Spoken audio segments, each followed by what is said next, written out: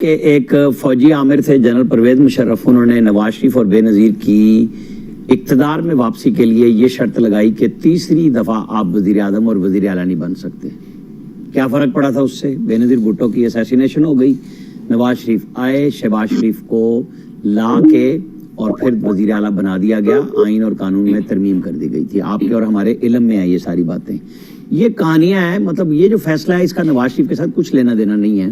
نواز شریف کی جو اقتدار میں واپسی ہے، نمبر 1 انہیں آ کے پیش ہونا ہے، مفروری کو ختم کرانا ہے، اور جو 2 کیسز میں سزا ہے اسلام آباد ہائی کورٹ سے وہ واپس ہونی ہے۔ بری نہیں ہوتے اگلی بات نہیں ہوتی، وہ بری ہو جاتے ہیں تو جو تاحیات نا اہلی 62(1)(f) میں کی گئی تھی وہ قانون بنا کے، اور اس میں یہ کہا گیا تھا نااہل کرتے وقت کہ چونکہ کوئی قانون نہیں ہے لہذا اس لیے ہم یہ کر رہے ہیں۔ اور جب شاہد خاقان عباسی وزیر اعظم تھے جو آج کل بہت زیادہ بول رہے ہیں، ان کو ثاقب نثار نے بلا کے جب کہا کہ آپ نے اگر قانون بنایا ہم اڑا دیں گے، اور یہ بھیگی بلی کی طرح بیٹھ کے اپنا اقتدار انجوائے کرتے رہے اور خاموش ہو گئے۔ اور اب پارلیمنٹ نے، میں آپ کو بتاؤں، 26 جون 2023 کو الیکشن ترمیمی ایکٹ انیکٹ کیا اور اس کو صدر مملکت نے سائن کیا۔ وہ اپنی جگہ موجود ہے اور 5 سال کی نااہلی میکسیمم رکھی گئی ہے اگر کسی قانون میں نہ ہو، اور موثر ماضی کی گئی، نہ چیلنج کیا نہ سو موٹو میں اسے چھیڑا گیا۔ جہاں تک مطلب میں آپ کو بتاؤں اس فیصلے کا تعلق ہے کہ یہ اس میں آئے گا یہ کہ جو الیکشن کمیشن نے ریویو ڈالا ہوا تھا، ریویو کے نام پہ اپیل پنجاب کے الیکشن پہ، وہ اب لگ جائے گی اور اس کا سکوپ صرف ریویو کی حد تک رہے گا جو الیکشن کمیشن نے رکھا ہوا ہے۔ یہ ہمارے بہت سارے دوست ہیں، لا والے، لا نوئنگ بھی ہیں، اس میں جرنلسٹ بھی ہیں، سب یہ تبصرہ کر رہے ہیں کہ نواز شریف کا رستہ رک گیا۔ نواز شریف کا میں آپ کو اس لیے بتا دیا کہ وہ الیکشن ایکٹ میں قانون بن چکا ہے۔ جس طریقے سے سپریم کورٹ نے آج تک نیب کے اس ایکٹ کو ختم نہیں کیا، جس کے اوپر بے شمار ہیئرنگز بھی کر لی، جو خان صاحب گئے تھے کہ اس کو آپ ختم کر دیں، اور آج وہ ختم کر دیں تو 90 دن کے لیے خان صاحب کا ریمانڈ شروع ہو جائے گا نیب کے اندر، اور بے شمار کیسز وہ جو چل رہے ہیں وہ بالکل اور ہو جائیں گے۔ نہیں کیا سپریم کورٹ نے۔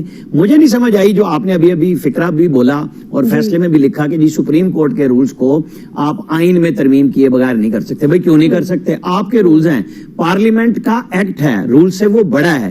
یہی میں ہمیشہ سے کہہ رہا ہوں کہ 1980 کے جنرل ضیاء الحق کے بنائے ہوئے رولز کے تحت آپ چیف جسٹس کو اتنا پاورفل بناتے ہیں کہ وہ کسی عدالت جو باقی 16 ججز ہیں ان کو پوچھتے ہی نہیں۔ آج کہانی یہ ہو رہی ہے کہ جی یہ جب چلے جائیں گے تو آج ان کو ہم خیال کہہ رہے ہیں، اور قاضی فائز عیسیٰ جب آئیں گے تو دوسرے ہم خیال بیٹھ جائیں گے تو متنازع ہو جائیں گے۔ میرا خیال ہے اور مجھے یقین ہے کہ وہ جو بات جج صاحبان بیٹھ کے لکھ کے کورٹ کے اندر سامنے کہہ رہے ہیں کہ آپ فل کورٹ بنائیں، قاضی فائز عیسیٰ نمبر 1 17 ججز پورے کریں گے اور سب سے پہلے فل کورٹ بنائیں گے جس میں سارے ججز ہوں گے، فیصلے کریں گے تاکہ ملک کو چلانا ہے۔ یہ وہ ادارہ ہے جس پہ لوگ انصاف لینے آتے ہیں، اس خواہش کے ساتھ کہ دنیاوی طور پہ اس سے بڑا تو انصاف دینے والا کوئی ادارہ نہیں ہے، جہاں ججز ایک دوسرے کو سامنے بیٹھ کے کہہ رہے ہیں کہ یہاں پہ ون مین شو ہو رہا ہے۔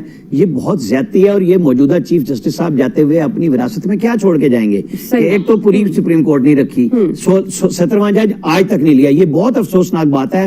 چیف جسٹس آف پاکستان کو جاتے ہوئے اپنے برادر ججز کے ساتھ کوئی ایسا رویہ مثالی بنا لینا چاہیے، ضد پہ نہیں جانا چاہیے۔ اعظم نذیر تارڑ نے بطور وزیر قانون سب کے سامنے کہا کہ اسٹیبلشمنٹ کی مدد سے چیف جسٹس عمر عطا بندیال صاحب نے 2 ججز لیے اور کہا کہ وہ بہت اچھے انداز سے چلائیں گے، اور یہ دوبارہ وہی ہم خیالی شروع ہو گئی ہے۔ تو یہ وہ چیزیں ہیں جو ریکارڈ پہ چیف جسٹس صاحب کے سامنے موجود ہیں۔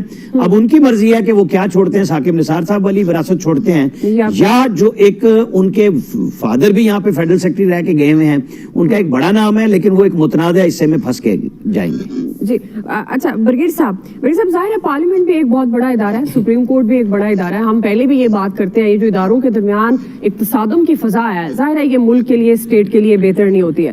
اب جب اسی معاملے کو لے کر اس وقت کی جو حکومت تھی ان کو بھی اعتراض تھا بینچ پر، ججز پر، اور آج اگر ہم آج کے حالات کی بات کریں تو چیئرمین تحریک انصاف کی سزا کو لے کر اس جج پر بھی تحفظات ہیں۔ ہم ایک کس کا پہلو تو یہ دیکھتے ہیں کہ جس کے حق میں فیصلہ ہے وہ ٹھیک ہے، جس کے خلاف آئے وہ اس پر آواز اٹھاتا ہے۔ لیکن برگیڈ صاحب ایک بنیادی جو سوال ہے، یہ ہم سسٹم کو تو خود ہی کمزور کر رہے ہیں۔ اب اگر ہم اس سوال کی طرف آئیں تو آپ اس فیصلے کو کس طرح سے دیکھ رہے ہیں؟ ظاہر ہے قانونی طور پر تو ہم اس پہ نہیں بات کر سکتے، ایک جو سیاسی اس کا امپیکٹ ہے اسی پر ہم بات کریں گے۔ تو آپ کو لگتا ہے جس طرح دیگر تجزیہ کار بھی کہہ رہے ہیں کہ نواز شریف کی واپسی مشکل ہو گئی ہے، تو آپ سمجھتے ہیں کہ اب واپسی مشکل ہوگی نواز شریف کی؟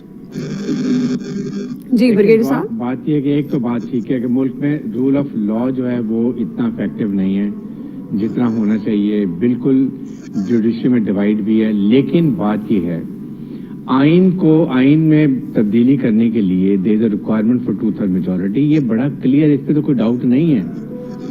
और अगर आपने आइन को चेंज करना है तो you can't do it with act, it has to be with a 2/3 majority. अगर एक्ट आपने नॉर्मल एक्ट को करना है तो ठीक है, सिंपल मेजॉरिटी कर सकते हैं। इसलिए जजेज ने इसको बड़े सोच समझ के किया है। आगे जाहिर है कि वो भी कानूनदान है, दे ऑल अंडरस्टैंड कि इसकी इम्प्लीकेशन क्या होंगी, कितनी हजारों की तादाद में नई रिव्यू पिटीशन आ जाएंगी जिनके केसेस कब से खत्म होते हुए ओनली फॉर 2%। ये नहीं हो सकते आप इतने ज्यादा, फिर वहां पर सुप्रीम कोर्ट में एक ही काम चलता रहेगा। थर्ड बात यह है कि आपने आना है 17 तारीख के बाद, 17 सितंबर के बाद जो प्लान कर रहे हैं। मेरे ख्याल में एक और मैं बताऊं, काजी फायद ईसा साहब बहुत ही डिसिप्लिन प्रिंसिपल वाले हैं, वो बहुत जुडिशरी को अपहोल्ड करते हैं। वो कोई भी ऐसी बात नहीं करेंगे जो कानून और इंसाफ के तकाजों को पूरा ना करती हो। थर्ड बात यह है कि देखें जब आएंगे तो he has to go first because he has gone as a convict. ये बेल पे नहीं थे या वो भागे नहीं थे कि वहां से जाके फिर उनकी तरह सागदार की तरह वापस है, उनको बेल मिल गई। He has to first go to court, jail में जाके then he has to apply for आपने जो रिलीफ लेने के लिए। कितना टाइम लगता है, क्या उस टाइम पे इलेक्शन खत्म हो जाएंगे, नहीं होंगे, ये भी देखने की बात है कि अगर 3-4 महीने लगते हैं। और उसके बाद सेकंड ये कि ये अगर एक खत्म कर दिया उन्होंने, दैट मीन्स कि इसमें तो आप इन एनी केस आपको इजाजत नहीं है। लेकिन जो बात की जा रही है कि जो ताहयात को उन्होंने खत्म कर दिया और 5 साल कर दिया है, ये आई डोंट नो इसके ऊपर क्या होगा, ये कानूनी माहिरीन इसके ऊपर बात कर सकते हैं। लेकिन मेरे ख्याल में नवाज शरीफ साहब अभी ज्यादा मुझे इंटरेस्टेड भी नहीं लगते हैं। वो अभी यूरोप के दौरे से आ रहे हैं, कभी दुबई आते हैं, कभी सऊदी अरब चले जाते हैं, फिर वहां फिर रहे हैं। और अभी मेरे ख्याल में जब तक उनकी सब चीजें तैयार नहीं हो जाती जो 1-1.5 साल में वो नहीं कर सके, अगर 1-1.5 साल में नहीं हो सका ताब बंदयाल के होते हुए तो फिर नून लीग बतौर सियासी जमात क्या होगा ब्रिगेड साहब? परफॉर्मेंस को देखते हुए हम अक्सर बात करते हैं कि नवाज शरीफ ही आकर संभाल सकते हैं वोट बैंक को। देखें वो ही कैन आके जलसों में जाएं, अपना मैनिफेस्टो बताएं, कुछ स्लोगन बनाएं, बात करें। अगर नहीं भी इलेक्शन में हिस्सा लेते और पार्टी को आके मोरल बूस्टिंग के लिए आते हैं और मौजूद होते हैं तो ये भी इफेक्ट होने जरूरी नहीं है। आपके बाकी और पीपल में बहुत कैंडिडेट हैं जो कैन भी दोबारा प्राइम मिनिस्टर बन सकते। इवन शहबाज शरीफ साहब बहुत बड़े कैंडिडेट हैं जिन्होंने मेहनत की है। तो आई थिंक काफी अब देखना है कि what is going to happen when it comes. जी जवाद फैजी साहब जाहिर है अब ये 20 दिन की म्याद है, लेकिन जिस तरह से साबिक वफाकी वजीर कानून की बात समझ आती है वो अभी तो इसको नहीं लेंगे, टेकअप नहीं करेंगे रिव्यू की सूरत में। आपको लगता है, क्योंकि वो तो कह रहे हैं कि इसके कलअदम होने से कोई फर्क नहीं पड़ेगा नवाज शरीफ के, लेकिन ये हकीकत है कि जब वो आएंगे तो जेल जाएंगे और उसके बाद रिलीफ का स्टार्ट होगा मरहला। तो आपको लगता है